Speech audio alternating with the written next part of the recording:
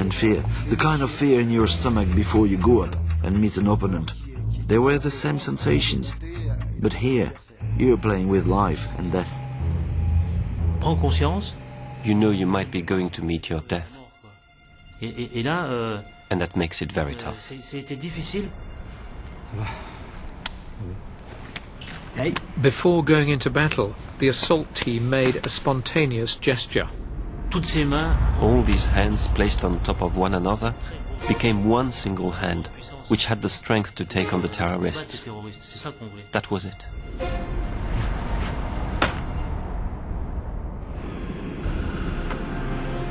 In the cockpit, Yahya suddenly ordered the pilot to move the plane closer to the control tower. They realized the negotiations were getting nowhere, and that they were being tricked. So they started shooting at anything they could see. Buildings, control tower, other planes.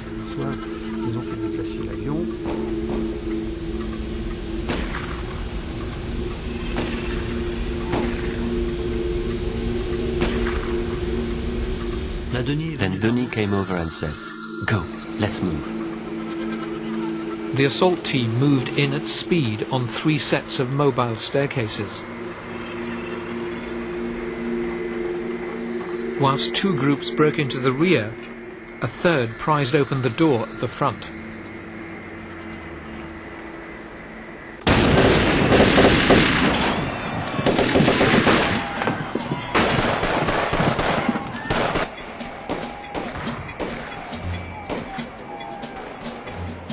The rear doors start opening up to evacuate the passengers, and we quickly see that all the resistance, the fighters, the terrorists are at the front, in the cockpit. The door opened. I saw figures entering all dressed in black, and the unbelievably loud noise of gunshots everywhere. We can see the bullets flying by. Phew! Phew! And so we ducked down and shouted the passengers to stay down on the ground and keep their hands on their heads, and we go forward. They are dressed in dark black. They were like that. They were not human beings. They were not. They were machines.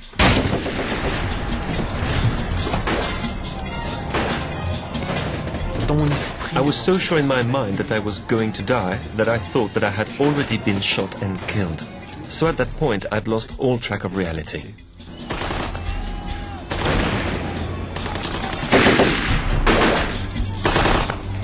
Co-pilot Jean-Paul Borderie was at the heart of the firefight. I was in a terrible position, with terrorists right behind me and bullets from the GIGN flying through the walls. And then I saw one of the terrorists. He was lying on top of the mechanic's seat just behind me, and he was dead. Another one on the next seat, also dead.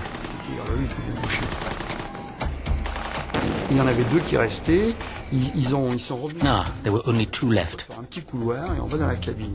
They were in this tight corner behind the door, hiding behind the partition, firing away.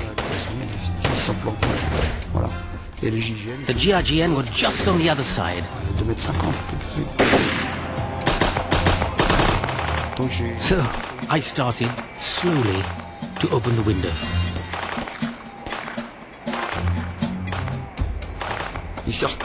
And then one of them saw what I was doing, and he turned around. I could see the barrel of his Uzi trying to find me, so I couldn't wait any longer, and just poof, I jumped. So you jump out of the window? Yes, absolutely. But you could have killed yourself? Yes, but if I stayed there, I could have been killed. So your instinct just takes over, and you go for the best possible option.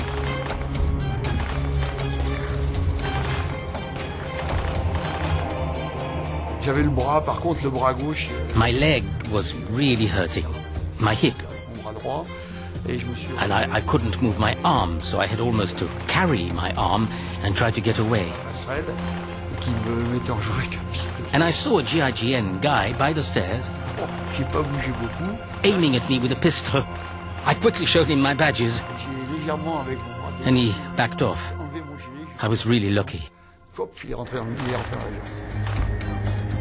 The hostages were pouring down the escape chutes.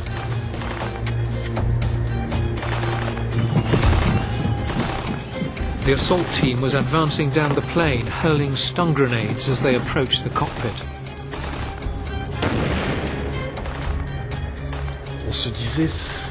From what we could see, we thought it wouldn't be possible to avoid death. Not possible. And in my head, the numbers were rising.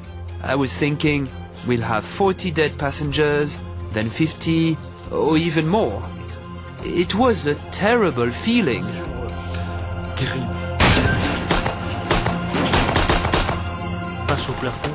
The bullets were hitting the ceiling, making parts of it fall down. And the seats to our right were literally moving because of the barrage of gunshots landing on them. We were in the middle of all this, running right up to the cockpit, dodging gunshots.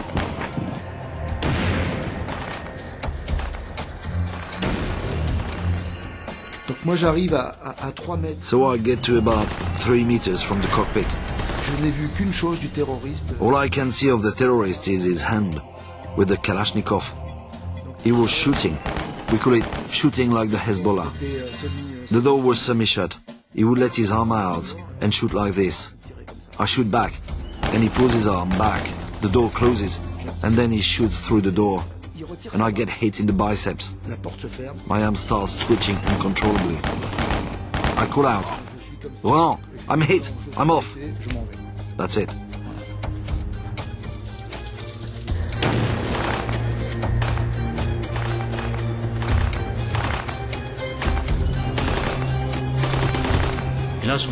I was on my own now. I had to move fast. I threw myself onto the floor on my back with my feet stretched out in front of me to take out the first terrorist to appear in front of me. In that split second, I saw him taking aim at me, so I responded immediately.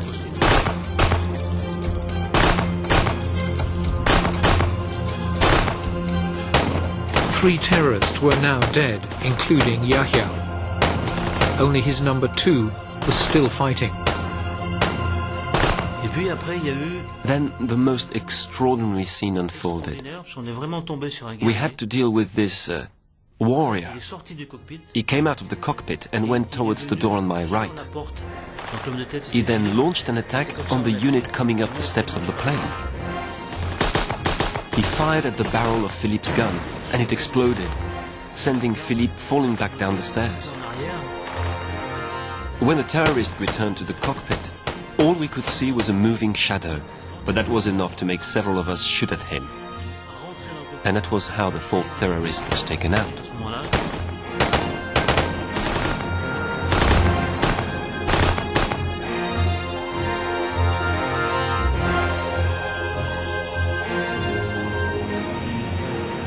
Why did you describe him as a warrior? I described him as a warrior because to do what he did, to single-handedly launch a counter-attack against the GIGN, meant that he was doing his duty. In the confusion, the GIGN carried on shooting. The captain was terrified. Arrêtez! Il y a 2 Français au poste, ils sont tous morts. Arrêtez de tirer dans le poste. Il reste 2 Français vivants. On est Français! C'est qui passe dans les Français? On est Français!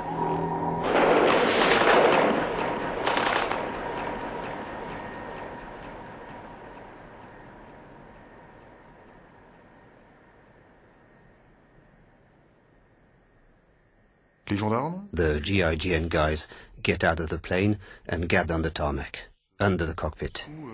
These are extremely intense moments, where people embrace, knowing they've just lived through something together that they will never forget.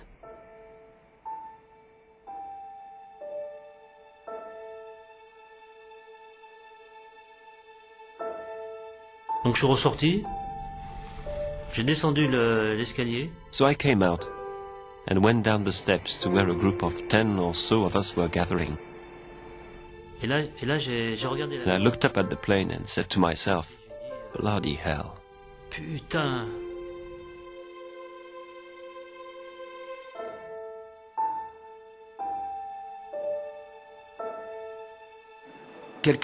A few minutes later, my friends came and told me, Thierry, they're all dead. It's over. So there was a huge relief.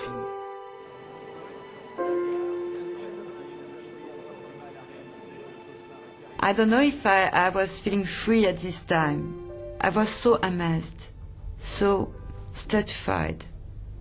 Maybe when I met my children. I think it is the moment where I realized it was over. And what was that moment like when you saw your children? I cannot tell you, I will cry. It's too important. It was the end.